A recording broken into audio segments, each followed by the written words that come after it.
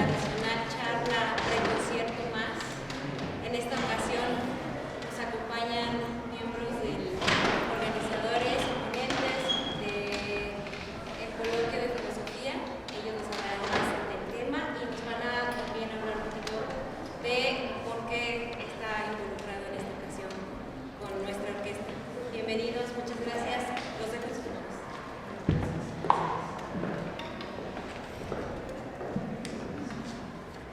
Muy buenas tardes a todos. Tengo contacto con nuestro jefe de staff para que el sonido sea adecuado. Gracias. Les doy la más cordial bienvenida, a la vez que estas calurosas palabras también nos hacen sentir bienvenidos. Quiero comenzar primero, presentándome. Soy Genaro Martel, soy profesor del Departamento de Filosofía y me honra esta tarde poder coordinar esta mesa de diálogo, de intercambio de algunas ideas que durante el coloquio de investigación filosófica se fueron fraguando y se fueron intercambiando en esta semana. El día de ayer preparamos, los que encabezamos esta mesa, me voy a permitir referirme a mis colegas y compañeras de un modo familiar, Yoli y Fer. Estudiante Yoli, aquí a mi derecha, igual que Fer, del doctorado en filosofía, Fer de la maestría en filosofía, y ayer decidimos algunos aspectos que queríamos compartir esta tarde con los aquí presentes. Finalmente decidimos venir con una indumentaria que consideramos común porque pensamos venir de túnica y barba para dar un sello de identidad y llamar su atención sobre el carácter que nos convoca, y ese carácter es de una cierta unidad, un acompasamiento interesante entre el arte y la filosofía. Con eso vamos a cerrar nuestro ciclo de discusión filosófica. Y por eso me honra presentar a mis amigas y colegas, pero quiero, antes de ceder la palabra, voy a empezar con Fer para que ella empiece dando nivel a lo que hoy nos convoca.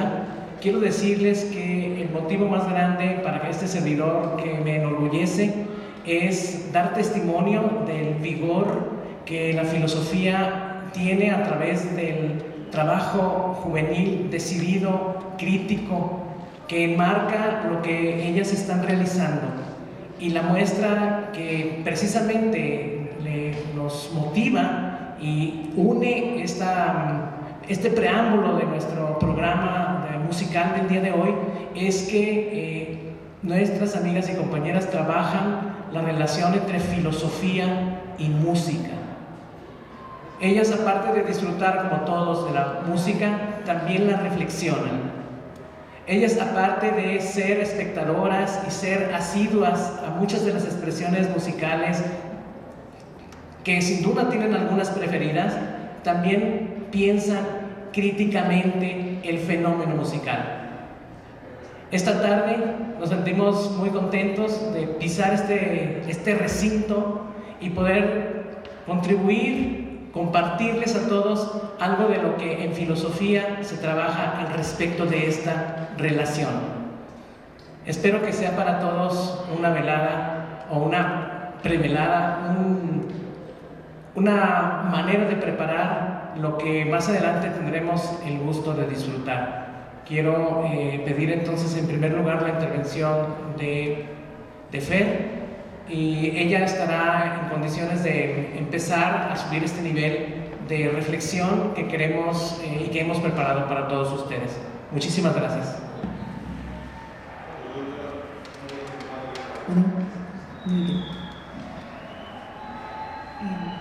Buenas tardes. Gracias por la invitación a este bello recinto.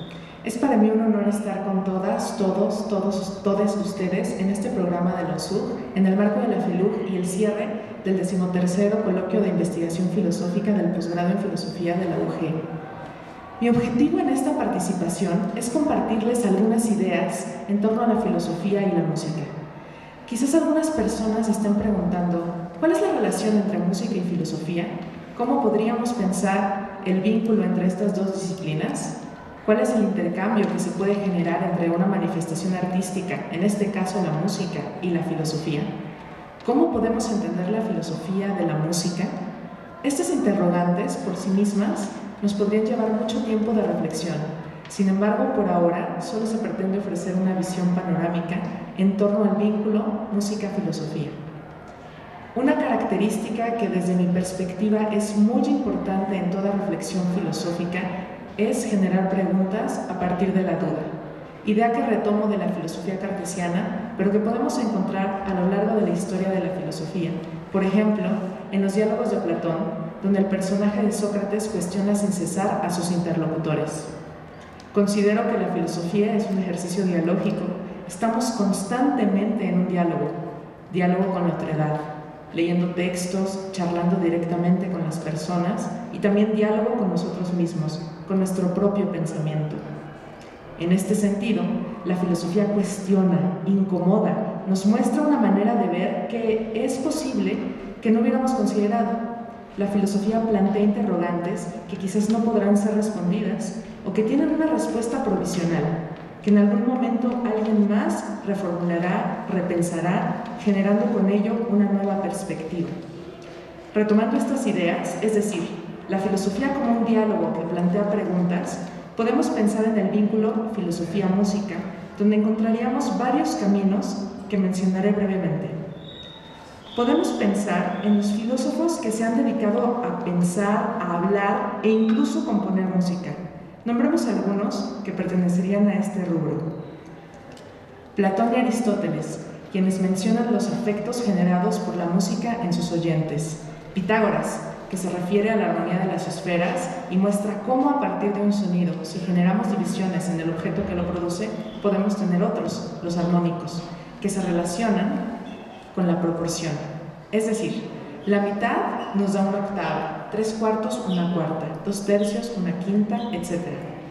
Descartes, en su compendio de música, nos dice que el objeto de la música es el sonido, y cito, su finalidad es deleitar y provocar en nosotros pasiones diversas.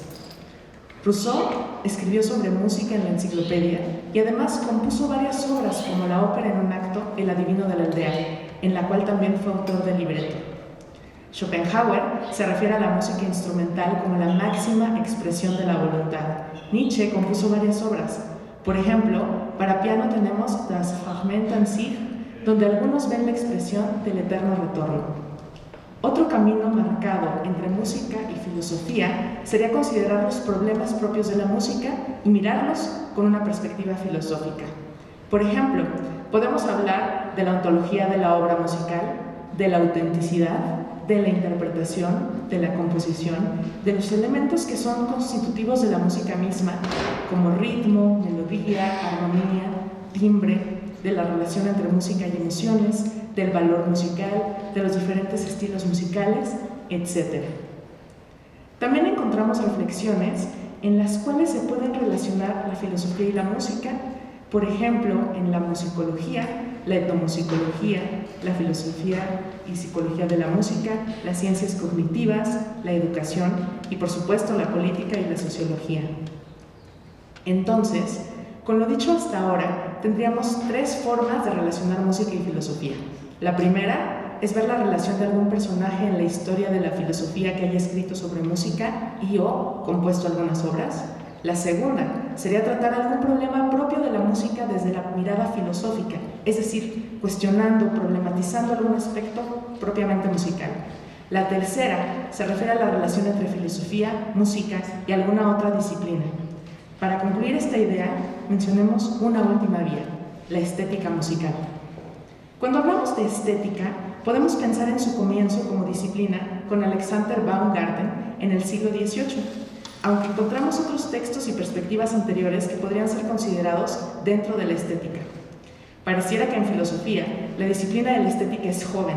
Sin embargo, si nos referimos a la estética musical, nos tenemos que citar un siglo después, es decir, hasta el siglo XIX, ya que en 1854 Edward Hanslick publica De lo bello en música, obra con la cual se inicia el camino de la estética musical como tal. Hablar de estética musical no es una tarea que se pueda llevar a cabo en poco tiempo, ya que para ello se necesitarían tomar en cuenta muchas cosas. Habría que considerar cuestiones propias de la estética en general y de la música, es decir, sería construir un tejido entre estas dos disciplinas que dialogan. Por ahora, nos quedaremos con una idea al respecto que nos propone Enrico Fughini, esteta musical.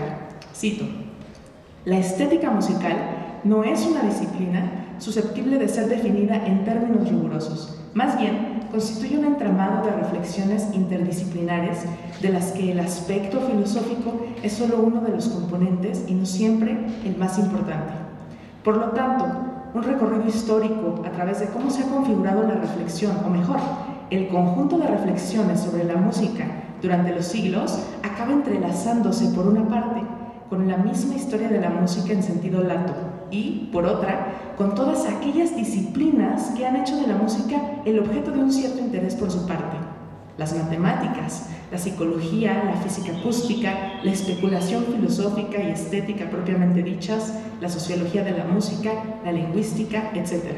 Fin de la cita. Debo confesar que me siento completamente persuadida y encantada por esta idea de Fughini. En este sentido, creo que podemos tener un conocimiento de la música solo a partir del diálogo entre las disciplinas que se encargan de ella. Es decir, la estética musical tiene como centro a la música, pero está relacionada con muchas otras disciplinas que nos pueden ofrecer un mejor acercamiento y comprensión de la misma. Tomando en cuenta lo anterior, me gustaría hablarles un poco sobre la música barroca, a propósito de la obra que escucharemos más tarde con la SUB, la suite Don Quijote, del compositor alemán Georg Philipp Telemann.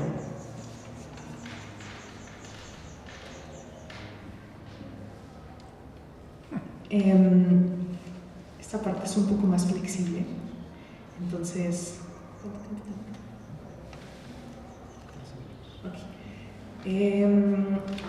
Cuando hablamos de barroco, el barroco en sí es un concepto ya complejo, ¿no? Desde la historia del arte, desde la historia de la música, etc. Sin embargo, no es el tema de esta charla porque sería una charla en sí misma, o quizás hasta un seminario. Entonces vamos a asumir que la música barroca, por ahora, provisionalmente, para estos 20 minutos que restan, o quizás de aquí a que se acabe el concierto, vamos a considerar como barroca la música, la producción musical que se sitúa entre finales del siglo XVI y la mitad del siglo XVIII. Hay algunos musicólogos y también algunos historiadores que consideran justamente el fin del barroco, el año 1750, que nos propone Enrico Fughini, esteta musical. Cito: la estética musical no es una disciplina susceptible de ser definida en términos rigurosos, más bien constituye un entramado de reflexiones interdisciplinares de las que el aspecto filosófico es solo uno de los componentes y no siempre el más importante. Por lo tanto, un recorrido histórico a través de cómo se ha configurado la reflexión, o mejor, el conjunto de reflexiones sobre la música durante los siglos, acaba entrelazándose por una parte con la misma historia de la música en sentido lato y, por otra, con todas aquellas disciplinas que han hecho de la música el objeto de un cierto interés por su parte.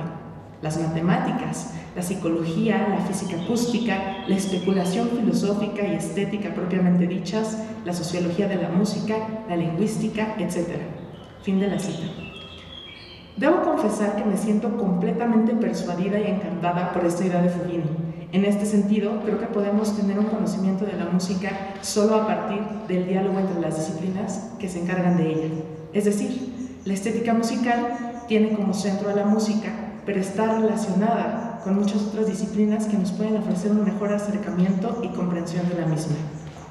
Tomando en cuenta lo anterior, me gustaría hablarles un poco sobre la música barroca, a propósito de la obra que escucharemos más tarde con la SUB, la suite Don Quijote, del compositor alemán Georg Philipp Telemann.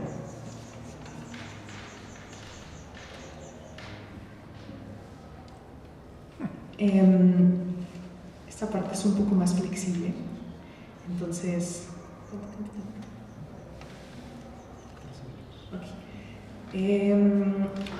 Cuando hablamos de barroco, el barroco en sí es un concepto ya complejo, ¿no?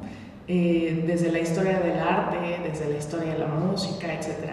Sin embargo, no es el tema de esta charla porque sería una charla en sí misma, o quizás hasta un seminario. Entonces vamos a asumir que la música barroca, por ahora, provisionalmente, para estos 20 minutos que restan, o quizás de aquí a que se acabe el concierto, vamos a considerar como barroca la música, la producción musical que se sitúa entre finales del siglo XVI y la mitad del siglo XVIII. Hay algunos musicólogos y también algunos historiadores que consideran justamente el fin del barroco el año 1750, que es el año de la muerte de Johann Sebastian Bach, ¿no? Uno de los grandes compositores de esta época. Sin embargo, yo creo que no podemos dar una fecha definida porque es un proceso mucho más complejo que eso. Lo que sí sabemos y hemos podido encontrar en diferentes documentos es que la música barroca, con varias de las características que se desarrollan a lo largo de este periodo tan amplio, se da en Italia, específicamente en Florencia, con un grupo de intelectuales que son conocidos como la Camerata Fiorentina o la Camerata Bardi, por Giovanni Bardi, un conde del cual en su casa se hacían todas las tertulias y reuniones para discutir cuestiones relacionadas en general a la literatura, al teatro, a la música, etc., ¿no? En esta camerata encontramos, a Jacopo Peri, a Giulio Caccini, a Vincenzo Galilei, etc., ¿no? Ellos van a retomar muchísimos temas de la antigüedad griega y van a leer varios textos, ¿no?, pertenecientes a los griegos antiguos, y Girolamo Miei es uno de los mayores personajes que rescatan como toda esta tradición de la antigüedad griega. En este sentido, ¿qué están pensando? Están pensando en cómo sería la música griega, ¿no? Están pensando en una música apolínea, en el sentido de que Apolo, en todas las ilustraciones o vasijas que tenemos como registros, tiene su lira y se identificaba con el canto. Entonces, al tiempo que tenía su lira, también cantaba, y era una música, por lo tanto, ellos pensaban que era música sobre todo cantada, más que instrumental, y que permitía, por lo tanto, la expresión del texto. Esa idea va a ser muy importante porque ellos justamente van a estar cuestionando toda la estética musical, todas las formas musicales compositivas del periodo anterior, que sobre todo eran polifónicas, o sea, era música que tenía simultáneas voces sonando, y por lo tanto, al tener, no sé, desde 3, 4, 5, 6, 8, en el seminario incluso pusimos un ejemplo de 8 voces los que estuvieron, eso es muy difícil para las personas poder entender el texto que se estaba cantando. Nos da una textura musical muy interesante, pero no podemos entender realmente lo que está ahí. No es inteligible el contenido escrito, por así decirlo. Entonces ellos dicen, ok, vamos a proponer una nueva música que justamente sea lo contrario a la polifonía. De esa manera surge la monodia, que sería esta música acompañada en la cual la expresión del texto es lo más importante. Además de esta idea de la música griega, van a retomar varias ideas de la retórica antigua, ¿no? La retórica como el arte del discurso, con todos los momentos que tenían y con todas las figuras importantes, ¿no?, para su ejecución. De esto, de la retórica, lo más importante que van a tener claro es que la música debería deleitar, conmover y convencer al oyente. En este sentido, en esta idea de conmover, los artistas barrocos, no solo los músicos, van a tener como base de su idea artística el movimiento de los afectos o de las pasiones, como los llamaría Descartes u otros filósofos, ¿no? Bueno, Descartes en el Tratado de las Pasiones o las Pasiones del Alma nos hace toda una descripción del funcionamiento de estas, podríamos decir actualmente con lenguaje del siglo XXI, emociones, ¿no? Pero en ese momento el concepto era pasiones o afectos, ¿no? Era lo que estaba en el siglo XVII. Entonces, digamos que ya tenemos 3 elementos: la música, el retomar la antigüedad griega, la retórica, el movimiento de las pasiones. Y ahora, a partir de esto, los compositores del periodo van a estar proponiendo cómo se aplican estos elementos de la retórica al arte musical, ¿no? Cómo vamos a poder hacer una especie de diálogo entre recursos compositivos y los recursos que nos está proponiendo la retórica. Dentro de esta idea también tendríamos el nacimiento de la ópera, que va a ser la suma, va a ser resultado de la suma entre esta expresión musical y el retomar las tragedias griegas, ¿no? Justo como en todo este retomar la antigüedad. Y bueno, por ejemplo, el musicólogo Manfred Bukowser considera que la ópera es una de las mayores innovaciones del barroco. En la ópera encontramos acción dramática y texto, y recordamos que los primeros temas eran la mitología griega, como podemos escuchar y observar en el Orfeo de Monteverdi, que es como la primera ópera considerada por varios musicólogos e historiadores. Ahora, este entrelazamiento de la tragedia con la expresión musical, con la retórica, también nos remite a la unión entre música y poesía. Y a partir de esto es que se generan los recitativos, que el recitativo es una forma musical que imita el habla común, va a partir justamente del habla, es una especie de habla cantada, y van a aparecer dos tipos: el acompañato, que tiene un acompañamiento orquestal, y el secco, que solamente era acompañado para pensar quizás algunas de las ideas o las características que nos puede ofrecer la música barroca. Es una suite, ¿no? Que las suites eran formas musicales instrumentales en las cuales compuestas por varios movimientos de danzas, ¿no? Generalmente había giga, sarabanda, minuet, etc., ¿no? Algo interesante de esta obra de Telemann es, desde mi perspectiva, el retomar una obra clave en la historia de la literatura, que es El Quijote de Miguel de Cervantes Saavedra, y la manera en la que Telemann convierte esta obra literaria en una suite de aproximadamente 18-20 minutos con 8 movimientos. Creo que es una obra que nos ejemplifica a grandes rasgos varios de los elementos emblemáticos de la música barroca. Por ejemplo, escuchándola recordaba un poco como la escuela de violín de Vivaldi, muchas cosas que más bien, en vez de yo decirlas, me gustaría que ustedes las escucharan, y quizás después hablamos un poquito al final del concierto, si nos encontramos por ahí. Y bueno, para terminar esta suite, me gustaría contarles un poquito de qué van los 8 movimientos, nada más con el nombre. Empezamos con una obertura, después 2, el despertar de Don Quijote, 3, el ataque a los molinos de viento, 4, suspiros de Don Quijote por Dulcinea, 5, Sancho Panza manteado, 6, el galope de Rocinante, 7, el asno de Sancho, 8, el reposo de Don Quijote. Y bueno, creo que pues no me queda más que agradecer su atención, y pues espero que esto les haya generado alguna idea interesante sobre el barroco y sobre la suite que escucharemos más adelante. Gracias.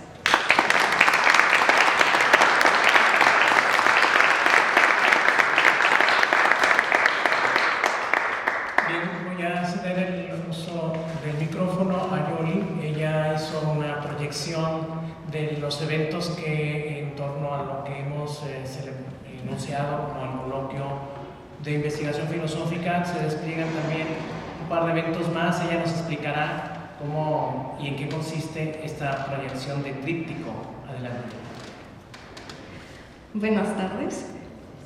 Es un honor estar aquí. Me siento agradecida, aunque estéticamente hablando no sé si siento el gusto de estar aquí. Creo que más bien me siento algo temerosa y nerviosa, pero eso, gratitud. Estoy agradecida de ser considerada para participar en esta mesa. La gente cree que yo voy cazando almas. Están locos. Me importan un bledo las almas. Me importa un bledo el aire que sale de un globo desgarrado. No. Lo que me importa es la partida que juego con el uno. Y digo el uno porque yo soy el otro. Yo voy a compartir aquí con ustedes 2 preocupaciones que tengo, que circundan entre mis pensamientos y mi corazón estos días. Y tal vez no voy a cumplir con la idea de una espiral que estaban esperando, pero hay un tríptico, y espero que sea tangible. Muy bien, y de lo primero de lo que les quiero hablar es de las nubes. Sí, las nubes. Creo que hay un problema con las nubes, porque ¿qué clase de fama, de referencia y prestigio tienen las nubes? Creo que literariamente, cuando hablamos de las nubes, volteamos al cielo y decimos, ya se aborregó, va a ser frío. O, sí, una nube por ahí, sola, perdida, errante, sin rumbo. ¿Qué tiene de malo? Mi favorita. Va a llover. Y bueno, creo que es algo más enriquecedor lo que podemos pensar de las nubes. Las nubes son esponjosas, hermosas juxtaposiciones de tonos vigorosamente contrastados que mágicamente oscilan como ellas solas, como una hermosa ilusión. Y esto es algo que descubrí hace un tiempo que por azares de la vida tomé un pincel en mis manos y yo intenté pintar nubes y me vi incapaz de hacerlo porque me di cuenta de que era algo muy difícil. Espero que alguien aquí haya tenido esta experiencia de ver nubes por mucho tiempo y no entender qué pasa, tratar de seguirlas cuadro a cuadro y decir, es que estaba ahí y luego ya no es y nunca sabes qué cosa es.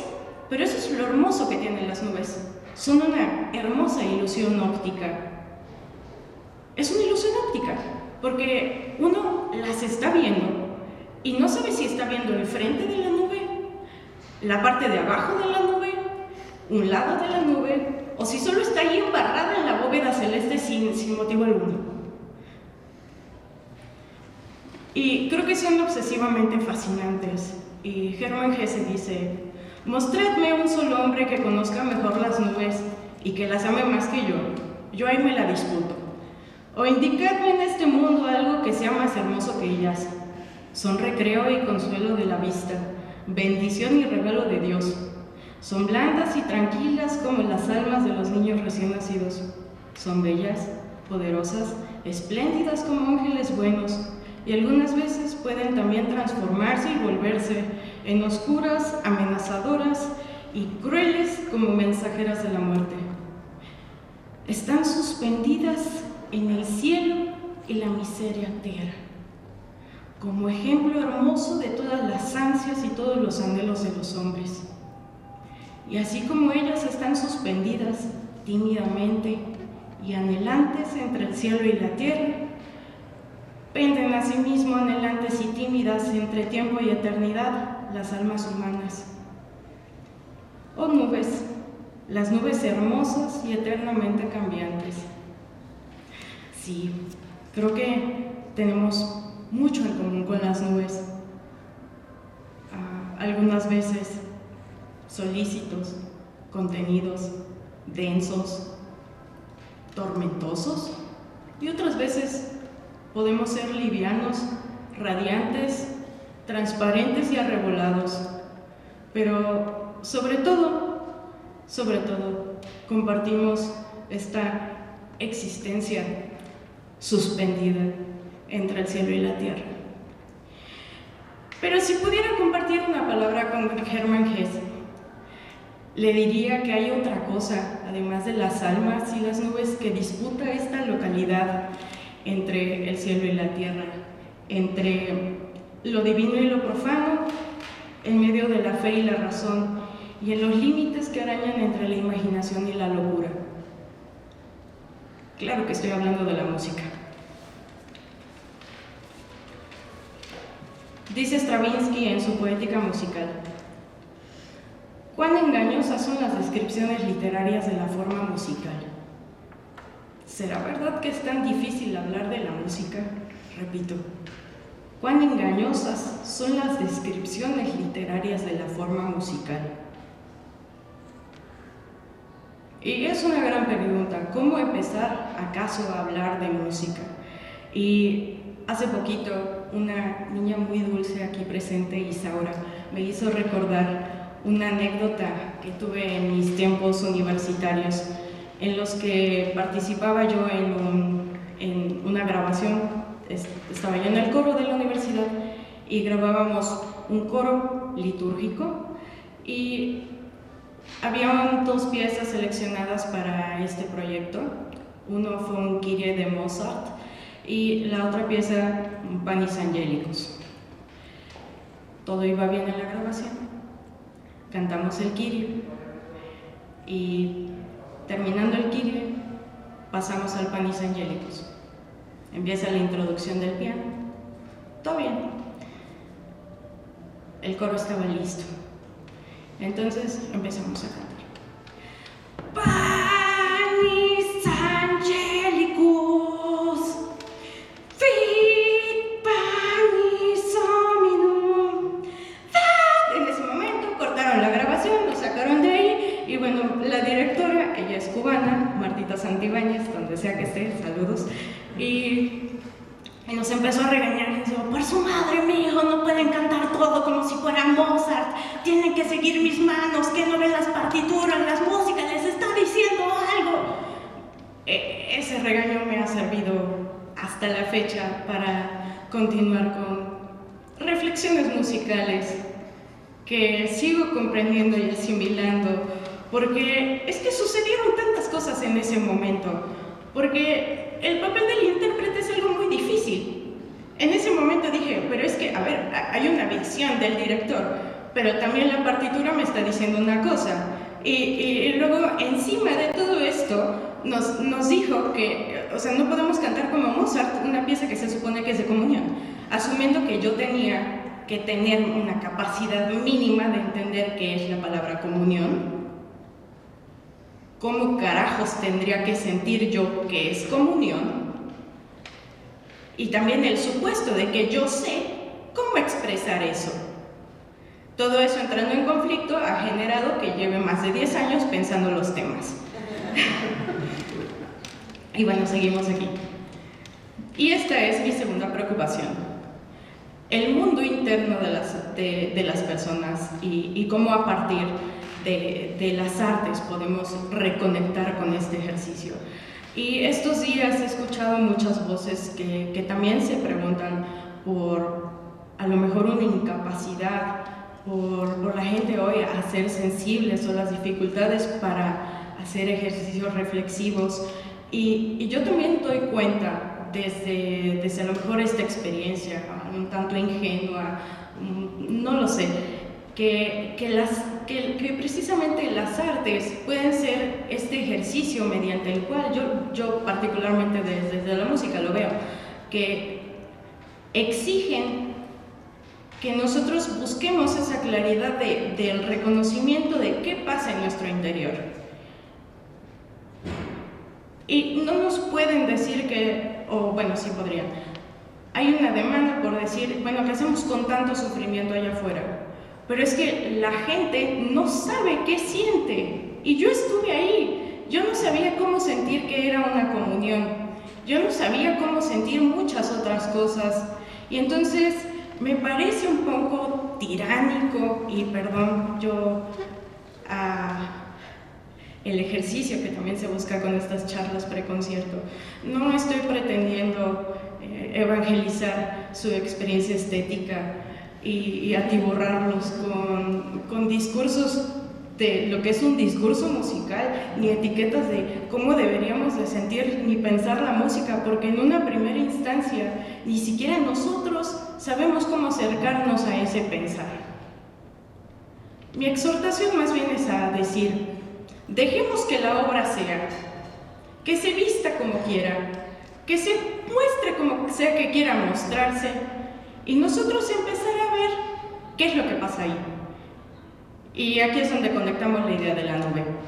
Porque cuando yo empecé a hacer también estas reflexiones en torno a la música y a cómo conecta con el mundo interno, yo pensaba, es que esto que se siente aquí es como una nube. Es como, no voy a decir una ilusión óptica, pero sí es una ilusión afectiva de que muchas veces yo no sabía internamente si era un frente, si era la parte de abajo, si era la parte de arriba o qué clase de emoción era. Pero claro, es porque no ha habido un ejercicio de cincelar mi propia alma, de cincelar mis emociones, y ese ejercicio puede ser incómodo. Seguramente les ha pasado escuchar alguna música que diga aburrido o eso como que no me suena, pero es que precisamente las artes, la música, no tiene que estar bajo la tiranía de la belleza. Todas las artes se les tendría que exigir que respondan a todo el espectro de emociones que contiene el ser humano, a tocar cada una de esas formas nebulosas que tenemos dentro de nosotros. No necesariamente para que nos guste, para sentir, porque precisamente lo que hace esa incomodidad incluso es hacernos sentir vivos. Las artes nos reaniman, y creo que esa es mi exhortación y me quedo con eso el día de hoy. Aquí tiene que haber un ejercicio que a lo mejor es incómodo, pero es que también este estímulo es como si se movieran músculos que están atrofiados por falta de movimiento. Hay que ejercitar también emociones, explorar ese mismo espectro emocional y también a pensar verdaderamente cuando nosotros escuchamos música solo es porque es bonita, pero es lo mismo que pasa con las supermodelos. ¿Es que siempre tienen que ser súper bonitas? Es que ¿por qué no pensar a lo mejor qué otras cosas podemos sentir? Y aunque cueste trabajo, y yo llevo 10 años y no muchas veces siento lo mismo, y también está bien ser cambiantes, pero también es parte de lo que nos dicen estos pensadores, tanto literatos como poetas, que precisamente hay que ser cambiantes, es parte de nuestra naturaleza. Y como un ejercicio socrático, los invito a que escuchen música, precisamente denotando esta sintomatología de lo poco que sabemos de nuestro mundo interno. Esa es la invitación que quiero hacer el día de hoy y la preocupación que yo veo, porque se pueden poner muchos ejemplos de hacer conexión con otras personas, de ser empáticos, pero si ni siquiera nosotros sabemos cómo se debería sentir la empatía, a lo mejor el ejemplo no funciona. Finalmente, hay una analogía que quisiera compartir con ustedes. Es un pasaje bíblico, es el sepulcro en Juan 20, en el cual María acude a los adorados discípulos del Señor y les anuncia que el sepulcro está vacío y que si pueden acudir para ver si algo pueden hacer, si pueden asomarse o algo. Entonces estos discípulos, claro, son Pedro y Juan, ambos acuden al sepulcro. El primero en llegar es Juan, digamos, si lo interpretamos, Juan es más joven y representa en este caso a la razón, y aunque Pedro, siendo más viejo, representando en este caso a la fe, es el que llega en segundo lugar, él es el primero que entra. La fe es la que entra primero y le sigue la razón. Cuando entran al sepulcro, efectivamente se dan cuenta de que no hay nada, tan solo los vestigios, algunas vendas tiradas por el suelo. Y es que eso es la representación, digo, no solo de las Sagradas Escrituras. No en una Biblia vamos a encontrar a Dios. Dios no está ahí, no está en el sepulcro, no está aquí, tampoco las artes van a hacer todo por nosotros. Y esa búsqueda tampoco es mirando a los cielos. Esa búsqueda está precisamente en esa interioridad que tanto nos hace falta. Entonces, no importa si somos anhelantes, errantes, si estamos ahí suspendidos entre el cielo y la tierra, a veces estamos consolados, afortunadamente, por la música, por la literatura, por las artes, por Dios, por la filosofía.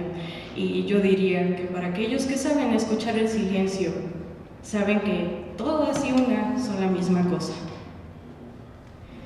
Y Bueno, ahí en este campo suspendido es donde se disputa también el bien y el mal, la vida, la muerte y a veces incluso la agonía.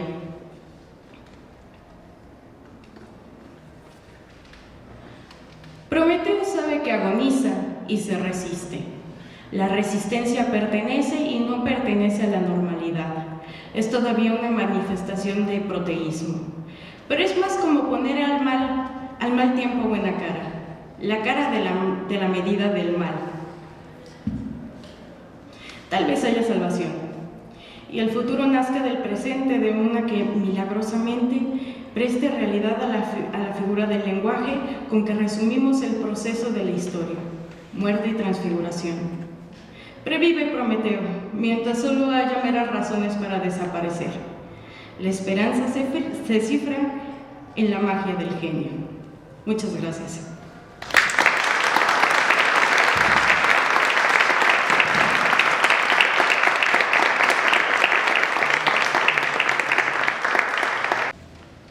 Si alguien ha visto al maestro Juan Carlos, ya dice que nos encantará que nos hable del programa, pero mientras él nos dé este valioso tiempo, tenemos oportunidad de tener alguna participación de los aquí presentes, por lo que queda abierta la posibilidad de que alguien quiera hacer alguna intervención. Adelante, por favor. Bueno, yo tengo una pregunta para las dos ponentes. Entonces, ¿qué vemos?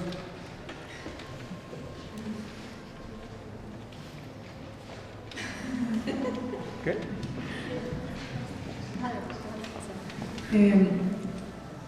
Nos ha preguntado el colega qué es la música. Yo creo que es una pregunta muy compleja. Yo no tengo una definición de música todavía. Intento dedicarme a la filosofía de la música y también soy... Nos da mucho gusto y de verdad lo agradecemos esta colaboración y esta interlocución que se dio con el Departamento de Filosofía, con la Orquesta Sinfónica, y esperamos que no sea la única, sino la primera de muchas, porque actividades como esta son sumamente enriquecedoras y es una manera de mostrar lo que hacemos, mostrarlo al público y también entre nosotros como comunidad de la Universidad de Guanajuato podamos dar cuenta de, desde cada uno, desde su trinchera, pueda mostrar todo el trabajo que hay detrás de un evento como este. Muchísimas gracias. Bueno, y también a los coordinadores.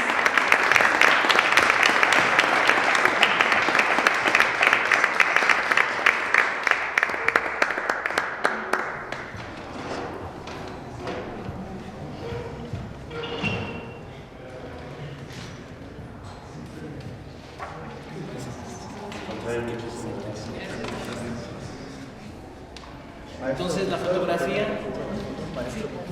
Maestro, por favor, a la fotografía. Venga, maestro. David, tú nos acomodas. Pues básicamente queremos tomar una fotografía como muestra de esta colaboración y también por motivos burocráticos. Entonces, pues bueno, agradecemos muchísimo a la orquesta, de verdad, al maestro Alejandro, al maestro Juan Carlos Mónaco, y pues bueno, también esperamos que hayan disfrutado esta última mesa y a disfrutar el concierto.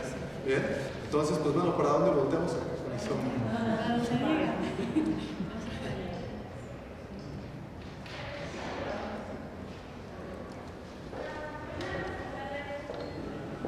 Bueno, último mensaje, nos acompaña el doctor Gustavo Leiva de la Universidad Autónoma Metropolitana y pues bueno, ha sido nuestro invitado para este coloquio. Le agradecemos muchísimo, maestro, también. Bueno, pues un aplauso y gracias.